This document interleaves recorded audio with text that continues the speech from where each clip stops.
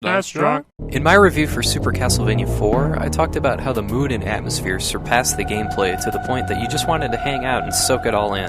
Unfortunately, as a linear platformer, you couldn't really do that in that game. You had to keep going.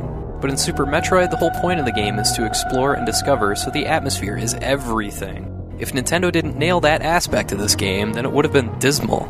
But thankfully Nintendo hit it out of the freaking park. The music, the darker color palette, the enemies, the bosses, the backgrounds, and... did I mention the music?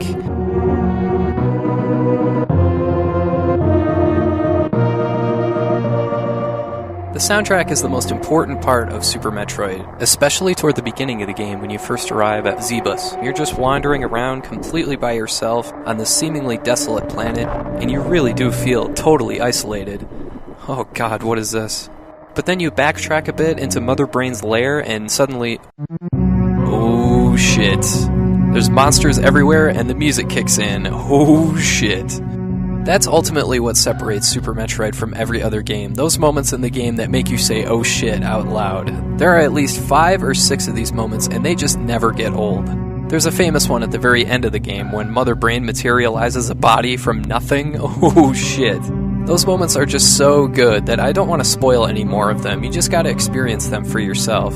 I'll just say there's one that happens after you beat a certain boss. It was so unexpected and so freaking cool. Another thing that separates Super Metroid from any other game is that it rewards your curiosity and attention to detail. You ever play an old school RPG where you feel compelled to check everything just in case you'll find a hidden item or something, only it seems like you hardly find anything and you're just wasting your time?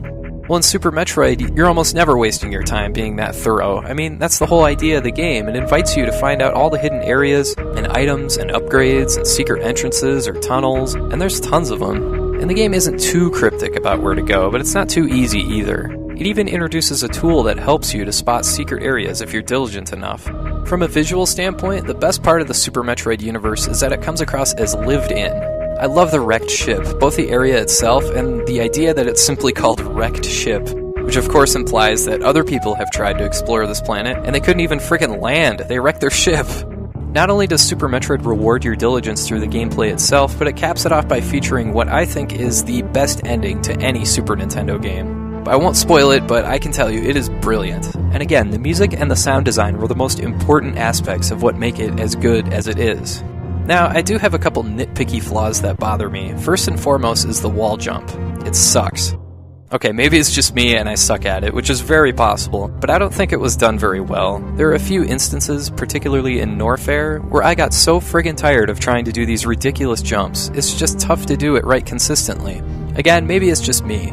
I also think Samus gets a little too overpowered towards the end of the game. The Ridley boss battle seems way too easy, and the Mother Brain battle is pretty easy as well. Again, this is total nitpicking, nothing major. But yeah, there's a reason Super Metroid is talked about as being one of the best Super Nintendo games ever.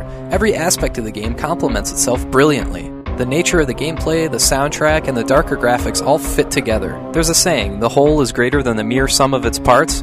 No game fits that saying like Super Metroid.